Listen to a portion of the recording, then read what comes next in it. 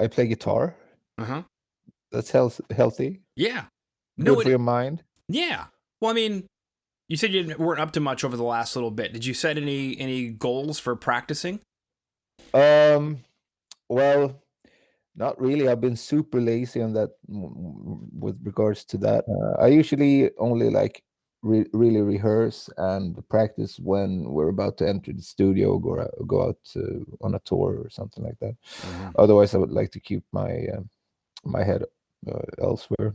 Yeah. And it's not like when I was a kid, I used to sit like 8, 10 hours a day, like all day, and just practice. But then nowadays, it's more like if you come back from a weekend of playing, you're not really in the mood of like you don't really want to play the guitar. You much rather, or at least I don't, much rather want to do something else.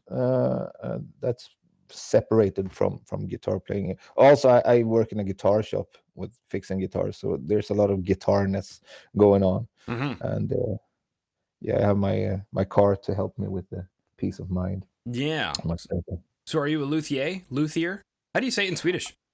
Yeah, if you want to be a bit snobby, I guess you could say luthier. But I just say that I fix guitars. I'm a guitar fixer, Guitar fixer. repairman. I don't know. I'm not too. Yeah. I mean, it sounds silly if you want to just use that terminology, but yeah, it's what I do. I refret guitars, and it's fun. I've Mm-hmm. been doing it for quite a while, so yeah, I really like it. Yeah. What's the number one repair? Is it lack of proper maintenance or something? We mostly do like fret leveling and also a lot of refrets. My favorite thing is like when someone shows up with a 60s or 70s Gibson or Fender, especially Fender guitars because they tend to be a bit, uh, yeah, mhm.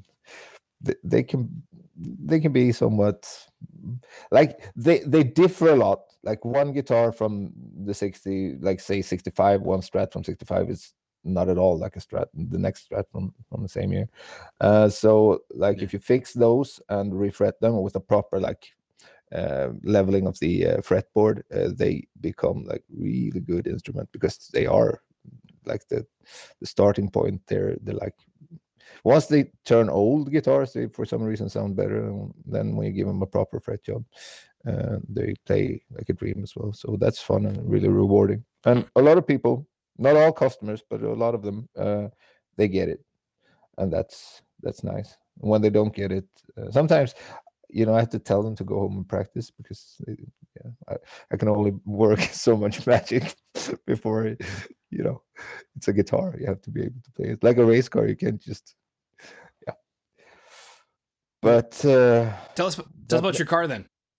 You said uh yeah, it's an AMC Gremlin from '73, yeah, it is. which are super hard to come by in Sweden.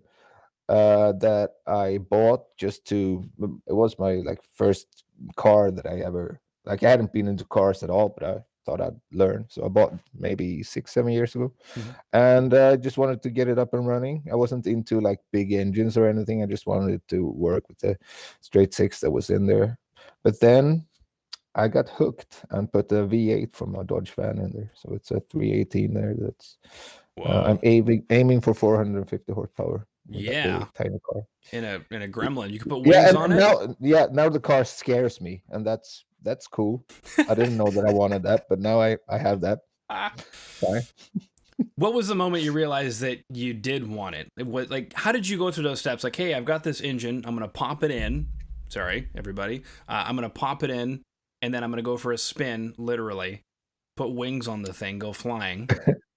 Yeah, well, always like I always thought that was a cool kind of anti muscle car. Like they look kind of silly, but still 70s cool. So I Yeah. wanted one of those just for the style of it. And I found one. It was kind of ratty and needed paint. So I thought, like any non-car guy, I'll just make it run fairly well, and then I fix the paint. But once I got it running, I was like, well, yeah, this is fun. But it was only fun for one summer. And then I was like all into engine rebuilds and bought a lot of books about that sort of stuff. And I thought, let's try to shove a V8 in there. And you Mm-hmm. don't really get to play with the cool guys who own cool other American muscle cars if you have a straight six in your car. So I just had to, I guess. Yeah, there are rules. I mean, a straight six is a powerful engine, but I mean, obviously, Yeah, you could yeah, sure, you could make them like in the Jeeps. There are a lot of like add-ons you could do, and like yeah, Mhm. you can hop them up and put a turbo on there and whatnot. But it's still not a V8, No, man. no, missing the rumble in the jungle. Yeah, Oh missing the man, money also. yeah, I think 1 liter per 10 kilometers or something. Yeah. yeah. You start the car and you've already got to go fill up, and then Yep. But it's worth it. yeah. Well, can you drive it in the winter? I mean, how are the road conditions in Sweden in wintertime? And I know that varies where you're at, but I guess where you're at, how does it work in the winter? Yeah, yeah. Well, I could. I did try to do that last winter, but they salt the roads. So if you Mm-hmm. if Bad you for the. drive it all winter and you don't wash it, it tends to rust like crazy. So I just skip it. Yeah, that makes sense. We have varying views on that across Canada. In Toronto, where Canada really is, real Canada, they salt the roads like crazy, like absolute crazy. It's like a film that they put down, and it gets all over the cars. But here where I'm at, in outside Canada, we don't do that. We just throw down rocks, and then we collect them in the spring, and then reuse them every single year. So, or what they Yeah. say. Don't they, like if it gets really, really cold, they don't really, there's no use in salting the roads. But if it's around zero, it's kind of like, then it's, you can do it. Yeah, Isn't that the thing with salting? I don't know. yeah. Well, the other thing too Yeah, is, but it, yeah, what? well, where I'm at, we get what are called Chinooks. Uh, yeah, what's that? So we are right by the Rocky Mountains, and the Rocky Mountains are so high that what ends up happening is the water, or not the water, the air across the Pacific comes up, goes up the Rockies, and then comes down, and it comes down at such a speed that it starts to pick up heat, and then it washes over the prairie, raising the temperature. So it could be like minus 20, and then for a day or two, it's like plus 20. So it goes Oh, from, it'll be like January, it'll go from dead of winter to it's spring outside for a couple of days. And then after the Chinook is gone, it goes back to normal. And then it gets really icy and crappy. well, I'm sorry, man. Speaking of guitar tones, I was listening to the record, and I'm a sucker for a flange pedal. And I'm definitely hearing a sweet, delicious, tasty flange pedal. Oh yeah, I got a trick when it comes to guitar effects. It's a really handy trick, especially if you're the singer also. Whenever I want a guitar effect, I ask Martin to go get it and play it him. So I don't have to worry about stepping on the wrong pedal. I have two pedals. I've got the clean boost, that's making my guitar more distorted, Mhm. and I got a tuner. And that's really nice. Sometimes I have to bring a delay pedal, but that's not too common. So yeah, he's the guy who gets to use all the fun pedals. I don't remember what we used. Was that on the Moon Martin song, maybe? The one that I just listened to in preparation for this was "Sleeping My Day Away," and it was in the left channel. Oh yeah, yeah.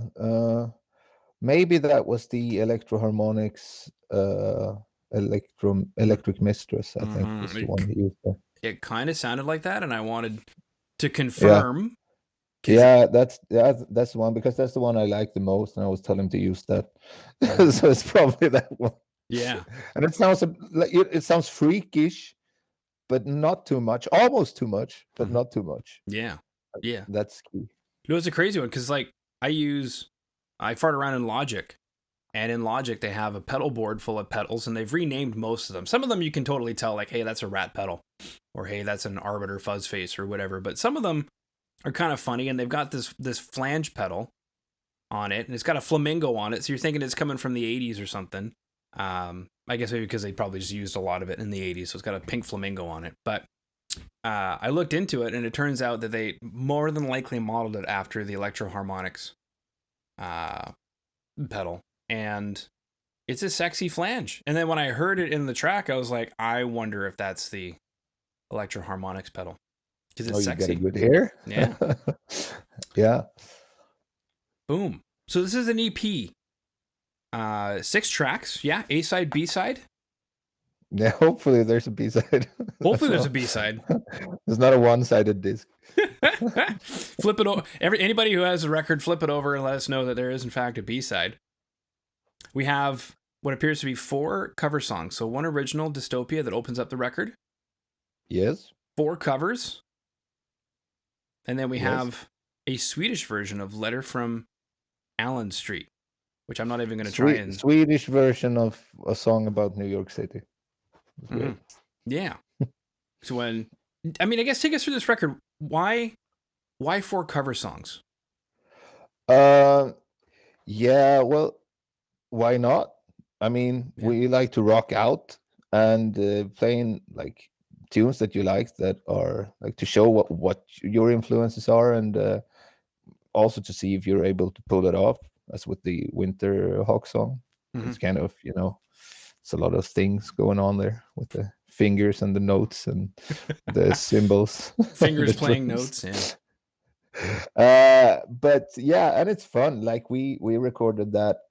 I think we were in the studio for two days, and it was like, you drink beer and you it's like rehearsal.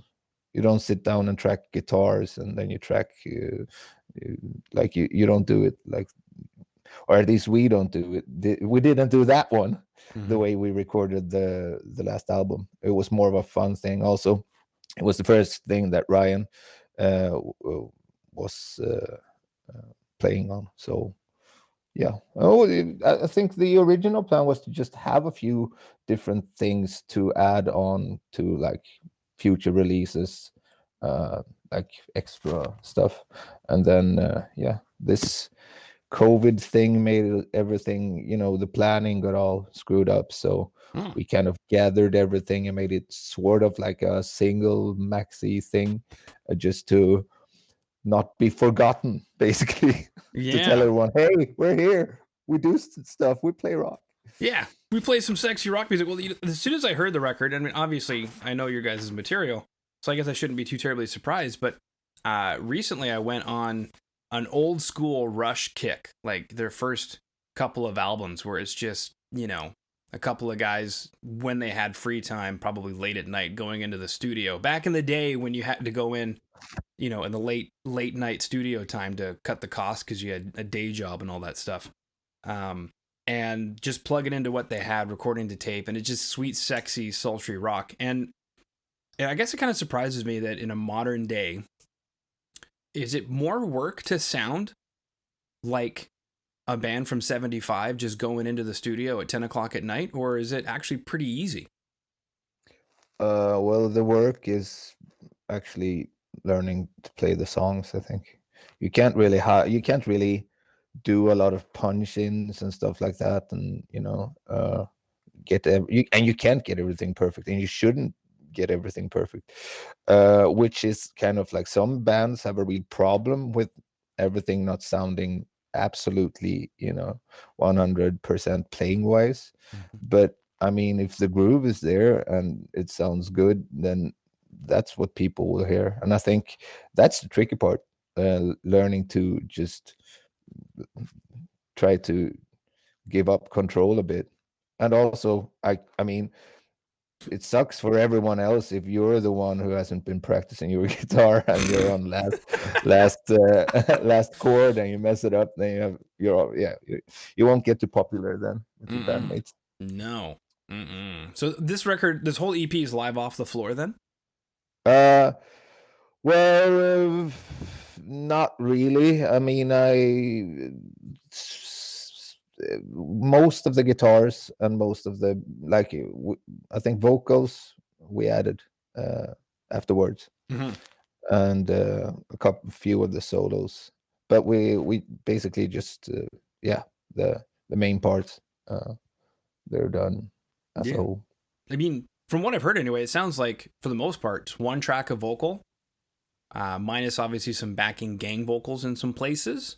Yeah, and sometimes the vocals come from the room mics. Like you can hear us shouting. Yeah, So with that adds those. to the whole vibe as well, I think. It does. Okay, so you mentioned the Winterhawk tune uh, was, I don't know, maybe a bit of a challenge. Were you guys surprised at how well that came out? Uh, relieved Relieved. rather than surprised, I'd say. Uh, So like, no, I mean, not really. We wouldn't have tried to record it if it didn't have, like, if we couldn't pull it off in the rehearsal room. So, yeah, but and also the vocals aren't too high, which always is an issue because everyone's a super tenor for some reason who sing, yeah. and I'm not. So hitting like a G third fret high E string Mm-hmm. is like that's as high as I can go, and on the DAD song I'm up just belting an A, and Mm-hmm. that's an awful place to be. So I'm more worried about those kind of things than the shredness Yeah. Well, because vocals are well, obviously incredibly important. Did you guys change the key of any of the songs for you so that you could sing them better? not this time. I don't think so. Was- I'm not sure. I don't remember us doing it. Nope, nope. No. Yeah. I mean, I myself have But always been. we do that sometimes. Yeah. Sometimes it just makes the songs sound really, really weird, and you can like they sound slow even though you play them fast because you tune Yeah. them up or you tune them down and you play the chords differently. Like if they're open chords, like an open A, and if you like you, yeah, if you transpose it and you play an open G, it doesn't sound the same. Mm-hmm. So that can mess the songs up, but sometimes that ends up being cool. So it's a gamble, that sort of stuff. Yeah. Cool. So you guys went into the studio with some ideas of what you wanted to jam on, basically. So I guess the Winterhawk tune, as an example, was like, if it doesn't sound good, whatever, we got another one. Uh, yeah, or rather, if it doesn't sound good, we'll figure something else out and try to learn another song. Like Okay. we have listened to a lot of the same songs, so we kind of know them by heart. And like figuring out a pop rock tune isn't generally that hard. And Yeah. if there's something that I can't really understand or hear or figure out with when it comes to guitar playing, I always have Martin, which he's really sharp. He's like, yeah, he knows all the harmonies, both Mm-hmm. on guitar and vocal. So that's really nice. Yeah. Well, he shows up with a flange pedal. Yeah, yeah, he's a solid guy. I've known him for since I was like 3 years old, so Wow. I'm counting on him. I'm Yeah. taking him for granted. Yeah. And you mentioned you had a clean boost, which is a fantastic topic, the overdrive versus clean boost argument of sorts. Do you have an amp of choice that you've paired that with? Yeah, I have two Marshall Super Leads, one's from '73, and the one I'm using live is from '67, and it's actually a Super PA, but I rebuilt the insides and made it like I did like You put a V8 in it. circuit board. I put a V8 in there Yeah, exactly. you took out the That's what inline I did. six and put in the V8. Yeah. Yep. And it's just guitar straight in, and all. Well, uh, sometimes you kind of you want your basic rhythm sound to sound good, right? So Martin has all these um like clean boosts that are semi-transparent. You can't really tell until he removes them, and I don't want to mess with stuff like that, so I just open the amp up and change components instead. Mm-hmm. That's obviously easier. Yeah. Obviously. Yeah. Well, then you can forget about it, right? But that's also very true. I personally, because I play guitar, I would rather be able to plug in straight into something myself than have.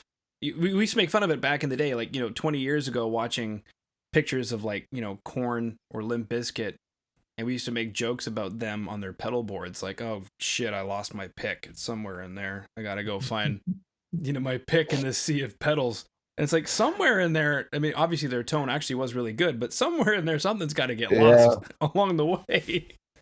and if like one wire, like one tiny little cable starts to uh, go bad, you have to find which one it is, and it's just like, well, it's not my thing.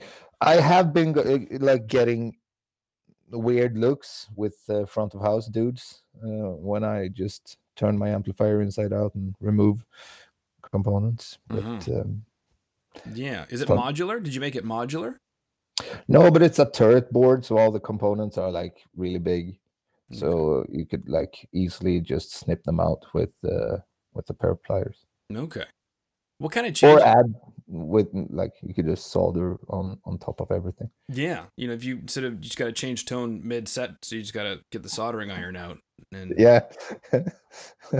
Well, I've settled on a circuit now. I think it's fine. It's a basically a now this gets really nerdy. It's basically a 73 super lead without the cathode bypass resistor. okay. So it's fairly simple. What A is bit that? less distortion. Sorry, what does that do again? Uh, Something with distortion, yeah? yeah, if you had like they added it later on, so it turns the amp a bit brighter, and then a bit, I guess, more high gain. So if you remove it, it sounds a bit older, a bit more AC/DC, Malcolm Young. And that's what you were going for. Well, I recently swapped to super distortion pickups, so and they're like super hot. And in order for that to work with the amp, I thought I needed to just ease it out a bit. Yeah, that makes sense. We're starting to get into signal chain, what I call signal chain theory, I guess you could say. But so we're getting into the DiMarzio ceramic original replacement pickups. Super distortion, yeah? Yep. Yeah. Well, why that? Why I that decision? What happened there? I mean, obviously, I get it. It's great, but like, Yeah, well, I found it like the local bar that I always hang out at. They had this terrible guitar, like a Japanese cheap copy from the 70s or something that was hanging in the ceiling. And I happened to walk by one day and I saw that wait, that's a DiMarzio Super Distortion. So I snipped it out of there and I put it in my shred Strat, which is a shame I don't have here with me right now. I could show it. But yeah, you need you need a shred guitar to play your Yngwie licks and do that sort of stuff. You can't do that with an SG. So I put it in that one, and then I plugged that one into that amp, and it sounded good. And I always thought like, yeah, I like semi-hot path pickups because they're like you can hear more of the guitar. And then I plugged that in and put it in one of my white SGs, and it sounded great. Gets like a bit more angry with the mids. So yeah, I had to rethink my entire strategy, yeah. Well, it's not too bad when you don't have any pedals and it's just an amplifier and a guitar basically and a clean boost. There's not too much to mess with. You start in one and then you mess with the other, and it usually evens out to someone. Yeah. I mean, what was it? About a year ago now, I was chatting with a custom pickup manufacturer here in Canada. The guy hand wires pickups, and he doesn't sell a pickup unless you order one hand wired. So obviously, I don't know how much that it's his full-time gig or whatever, but that's his thing. He doesn't want to become the major manufacturer like a Seymour Duncan or DiMarzio or whatever. He wants to be, even was it Bare Knuckle? They went pretty big. He was saying like, nope, I want to keep it small. But I was chatting with him, and I said, in audio school they said pickups don't really matter. What's your opinion on that? And he said, well, it's the first signal that's going to hit the amp, so it matters a lot. And sure, once you start getting into like a DiMarzio Super Distortion versus the Seymour Duncan version of that versus whatever else, yeah, you're starting to split hairs. But if you're not getting what you want from the guitar itself, from the source, then it could be time to start looking into changing the signal that's starting the whole process. Yeah, totally. Like and just comparing single coils to humbuckers, that everyone can hear that difference. Yeah. So that's like the extremes, right? And a weak, really weak humbucker, especially if it's wired in parallel, both coils and power. They sound almost single coilish, Yes. and a Yeah. really overwound single coil can sound like a P90 or something, almost humbucker. So yeah, I totally agree. But it's a swamp once you start to enter that sort of. If you go there, man, Mm-hmm. Yeah. it gets expensive fast. Yeah. My wife caught me at 3 a.m. watching videos on YouTube of people testing out 30 different versions of pickups, and she's like, There's a great Swedish dude who he wants like his zone of expertise is 70s rock sounds. mm-hmm. His name is Johan Segerfors, and he does all these like Marshall tests from like different Marshall models, like all of the super leads and JMPs or JTMs. He's really nerdy in the right way. I really like him, and he has a nice accent. He sounds really Swedish, Yeah. Okay. even more than me. Even more than you. Yeah. You know what's funny is maybe it's a horrible caricature. Maybe these people actually exist because we have these people in Canada too. And I'm always, whenever I meet one in real life, and he's like, you know, did you need some help? You to the house? And I'm like, whoa, like, you're real? You exist? You know, like maybe there's a bit of, is there a bit of that in Sweden too, where you come across to like the hurt, like, does that happen? Was that your Swedish chef? Like the Muppets, like the Swedish Chef, that's all he did is divert. Well, yeah, like the people from up north, they're kind of hard to understand sometimes, and same with like, for some reason, the Swedish, the south people in the south of Sweden, they sound a bit like Southerners from America, only in Swedish. So yeah, Okay. it's yeah, it's, but it turns Danish. Like, and if you go north, it turns almost into Finnish, and then if you go west, it turns into Norwegian. So, Mm-hmm. um, yeah, dialects. It's weird. That's Yeah. the whole thing with dialects. Like, Yeah. you can hear from what part of a city someone is from just by the way they talk. Wow. Why? Yeah. Well, it's interesting, right? I can hear what part of Canada somebody is from, but that's a wider geographic Yeah. In footprint. Great Britain, they're insane with their dialects. Like, Yeah. you go 1 hour any direction, and they speak completely different. Mm-hmm. Yeah. Thanks to these interviews, I can kind of tell now if somebody's at least from north or south. But yeah, it's crazy. Is the DiMarzio Super Distortion on the record? Is that what we're hearing? Nope, that's the Marcio PAF 36th anniversary. Okay. What do you find are the differences between, because they're both ceramic, they're both basically PAF pickups. What do you find the difference to be? I I think the PAF one is a Nico 5, Oh, so that's a different. But oh, that one is fairly, it's a bit on the harder side, like in Van Halen style mic or pickup. And well, I mean, the Super Distortion is more bananas.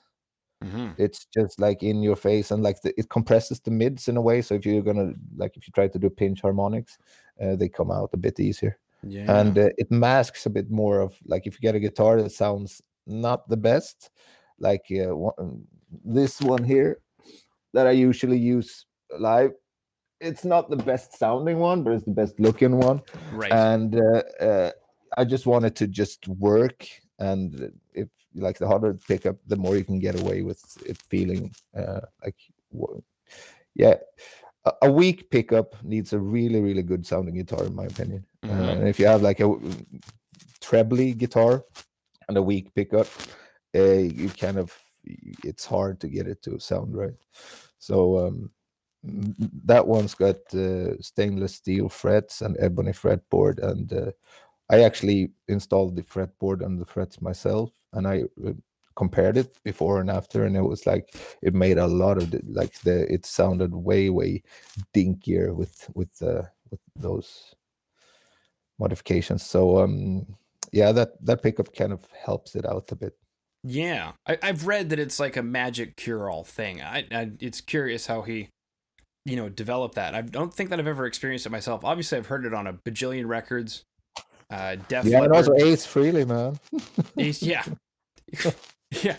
Kiss. They've got the Super, Super 2, Super 3. I know they had that for a while in their three pickup Les Paul or whatever. The Super Distortion in the bridge, Super 2 in the middle, and Super 3 in the neck. I don't know what they're doing now. I think they have something different now, but Def Leppard, what's his name? Phil Collin, he still swears by it. Yeah.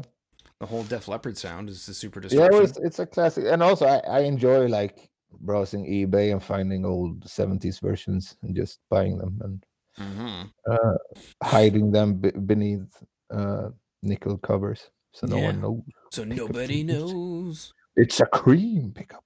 It sure is. Cover. Yeah. Okay, Alnico 5 versus ceramic. What are your thoughts? Because, I mean, obviously Alnico 5 maybe is a little more textured, a little more sophisticated maybe. Ceramic maybe Yeah, a little bitier for ceramic. yeah. Well, like if you ceramic magnets are always hotter. I haven't found more pickup with ceramic magnet that was not like that's the thing with those magnets. So that kind of, I guess it helps the pixies go through the coil a bit nicer. But then again, you like how much winding there is on there also plays a role. So I couldn't tell like if a and you can magnetize the magnet different amounts. So I couldn't tell what difference a magnet makes. But mm, a lot of my customers at the guitar shop can apparently hear those sort of things, and every now and then they ask me like, well, you must be swapping a lot of pickups and a lot of guitars, so you must really know what pickups to use. And I'm like, wait, I did like 10 years ago, I had it all figured out, but Yeah. now I've been doing it way too much, so I'm just confused. The more I swap pickups, the more confused I get. Yeah. Yes, and I think that's understanding. That's what happens when you have sort of more info and more input. Yeah. Well, you mentioned changing out the fretboard was a large deal, and I know that that's sort of an understated thing. People will say, "Oh, I've got maple, rosewood, ebony. What difference does it really make?" So it sounds like it makes a considerable difference. Oh yeah, it did on this guitar. Also, like stainless steel frets can make a big difference on some guitars and not on others. For some reason, maple fretboards and ebony fretboards with stainless steel frets tend to like sound a bit more different than with nickel frets. Or compared to like a rosewood fretboard, they're a bit more forgiving. But then again, like it's impossible to tell. Like some guitars I refretted, you can tell by the sound that there are stainless steel frets on there. You can tell by feel, and if you get a good eye, you can see that they're a bit more bluish than yellow in the color. But some guitars just lose pretty much a few percent of their mojo. So it's a gamble. But with my guitars, that one and the one I showed, they're guitars that I bring. Like we fly around, and they get tossed around by the throwers, and it really wears on the instruments when you're out touring for some reason. Even though you play like an hour a day, it just destroys the guitars. And having stainless frets on there is just like one less thing to worry about. Like if Yeah. you accidentally bump it into something, it's your strings that are gonna get nicked and not your frets. So Right. that's why I have them on there. Okay. That was gonna be one of my questions, but you just answered it for me. And then when you mentioned, this is my live guitar, immediately I knew that's the one you don't care about. But I mean, you shouldn't be like sure, bring your 60s expensive thing, but like we've lost our guitars I think 3 times. Once we flew to South America, no guitars, and then like they usually appear for some reason, like they found the lost baggage and whatnot. But if I had a really expensive guitar, I would lose sleep over it, and it's not worth it. Yeah, you wouldn't be Also, someone could throw a beer at you. That would be, yeah. What if somebody throws beer at you? Which Then you can't use your guitar to just punch them in the face because you're. Yeah. Also, you shouldn't play 335s because then you can't really do it.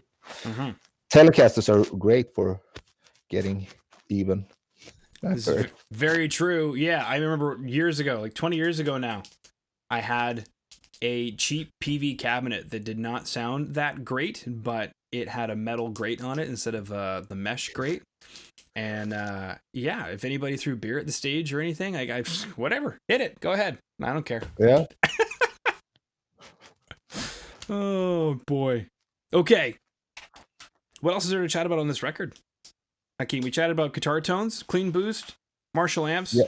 Now you mentioned you got live guitars. What about your studio guitars? What are we using or what are we hearing?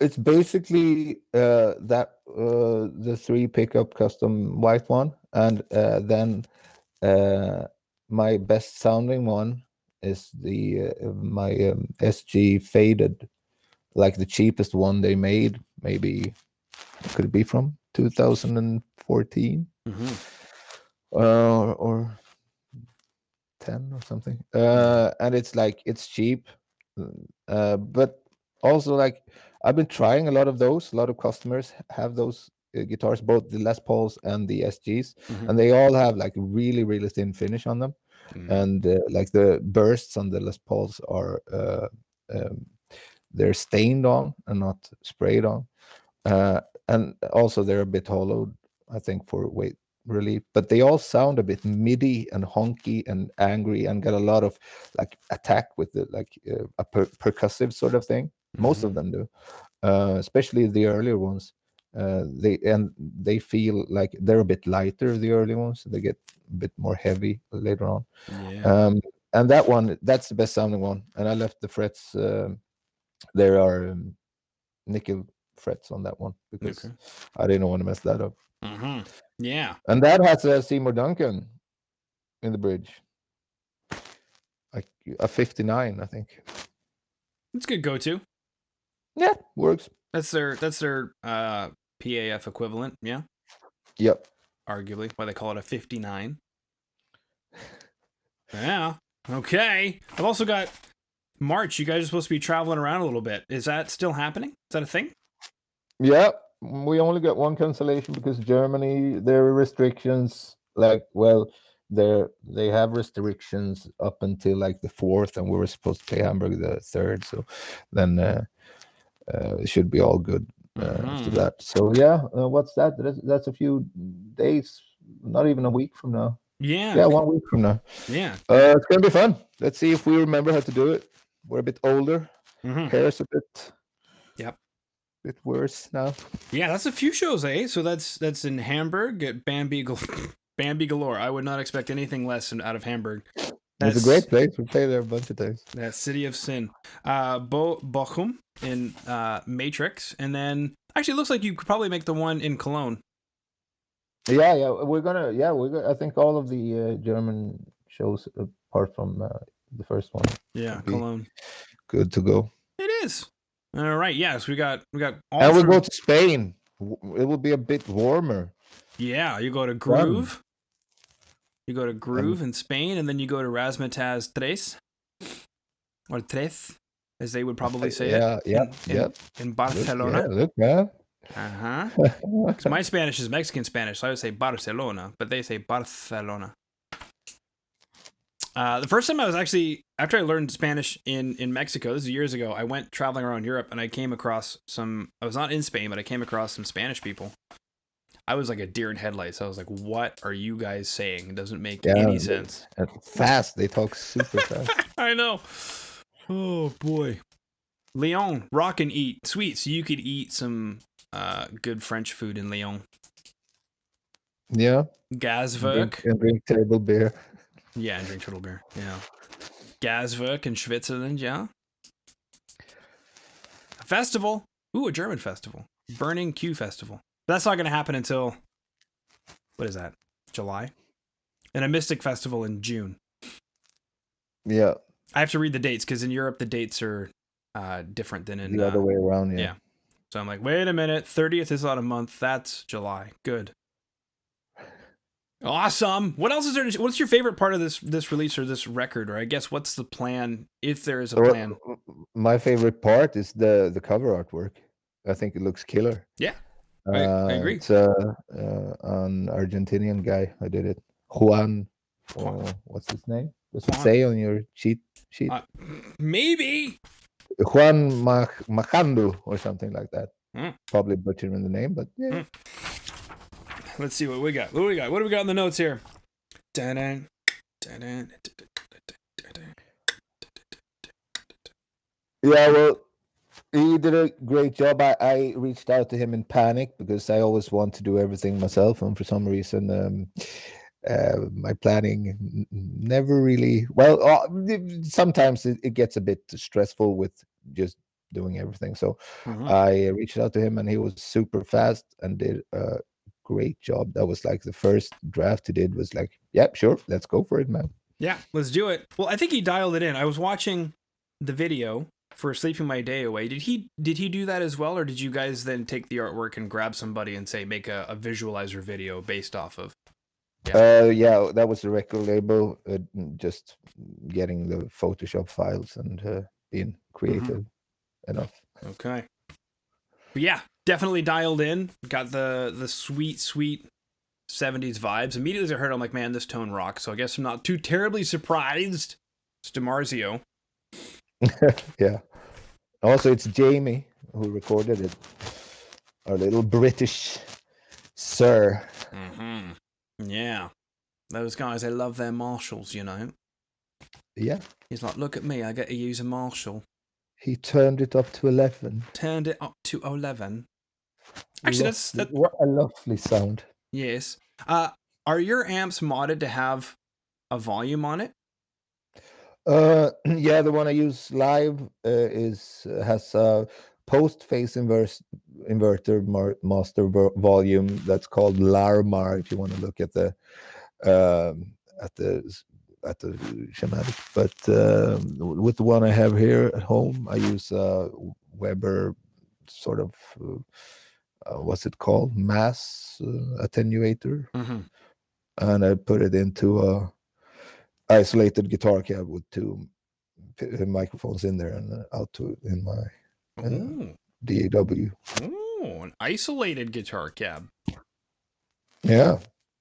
Does that mean like in a separate room? Does that mean like in a box to get a tighter sound? Yeah, it's a box. You want to see it? I would love to see it. Let's see. So lights on. Yeah. Does that say no snow? No snow, no show. Oh, no snow, no show. Okay. Obviously. Except in Canada, it could be a blizzard, and we're like, yeah, I'm going to work. So here are my shoes and my amp. Yes. And the hat. Nothing too fancy, and a hat. And let me just clean this up. This is where I trap the sound. So here's the thing. The box. You see it? Yeah. Yeah. And there's a latch on there. And, well, 3 microphones, apparently. Wow. And I think that's Celestian Krim back in there as well. Yeah. So, was that a 50? The fancier the fabric you have, the better it sounds. Yeah. We got a 58 on the edge there. We got a 57 off axis on the cap. And then the third guy. The third guy, I can't remember what it's a Telefunken old school thing. Yeah, probably a condenser to get a little bit more oomph. I think it was a dynamic one. I'm not sure. I can't remember. Details. Who needs details? But yeah, no, that's killer. I dig it, baby. Yeah, it's a serious home setup, but sounds good. Yeah. So the record then, I know we chatted about kind of going down to the studio. Then did you take that down to the studio, or did you track your guitar parts at home? No, I used my other amp and a regular 4x12 Marshall with greenbacks. Yeah. Why greenbacks? Just because you like them? I mean, they're sweet sounding. Yeah, I've been trying a few different ones. I really did not like the V30s, and then I tried this and that, and they kind of worked. Also, like the old, well used um, 75 waters. I Mhm. really like those also. Yeah. Like, but the new ones, they sound horrible, especially if you play a festival and they have rented backline and they have new Marshall cabs. They sound really, really ice picking, shrilly, and just Yeah. bright. Yeah. So I don't get it with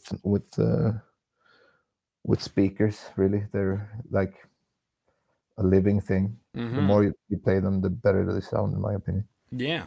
Yeah. The more you exercise them, the looser they get.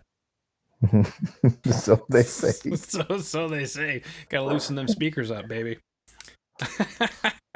Well, yeah. The speakers, I think, are the other end. Like, you've got pickups that you can mess with to change the sound going in, and then speakers are like the last line of defense.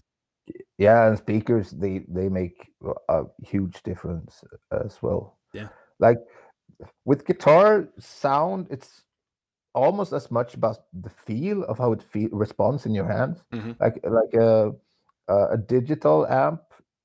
Well, I don't know. I haven't used them much lately, but when I did, they could never nail like the feeling of a tube amp and that instant response. Yeah. Whereas the sound could get really, really close. I'm sure it could fool me in a blind test, but like if I like play through it, it's a completely different thing. Yeah. So that's the amp. The speaker, however, that could really change the sound of that sort of interaction way more than a lot of people think. Yeah. Yeah. I lately been doing a lot of digital amp stuff, and people have been asking me, like, is it close? I'm like, in all honesty, like, you've been listening to digital amps for probably like 20 years on recordings now.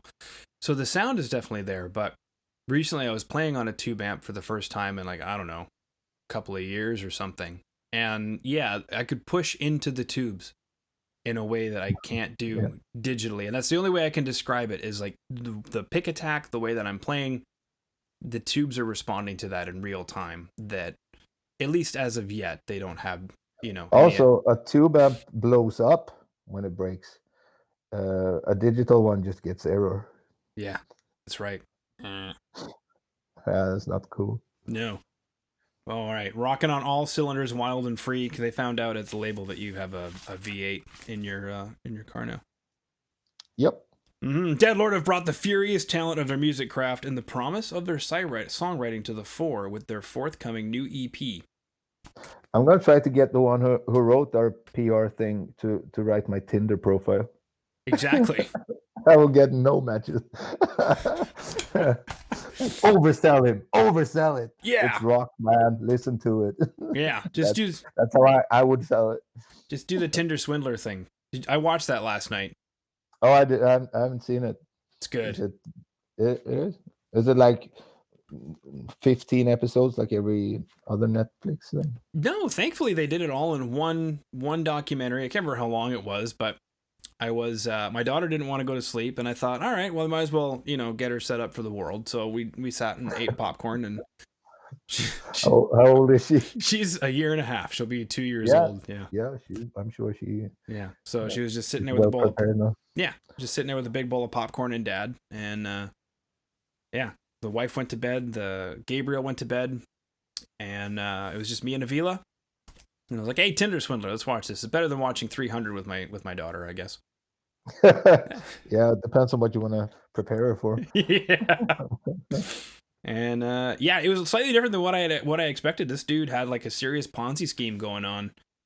I mean, it sounds exhausting, but I guess if that's how you operate, then he would be scamming money out of one woman to pay for drinks and travel on private jets for another woman while taking her money, and just like this big Ponzi scheme of women all around Europe, and just constantly traveling around by private jet and 5-star hotels. And Yeah.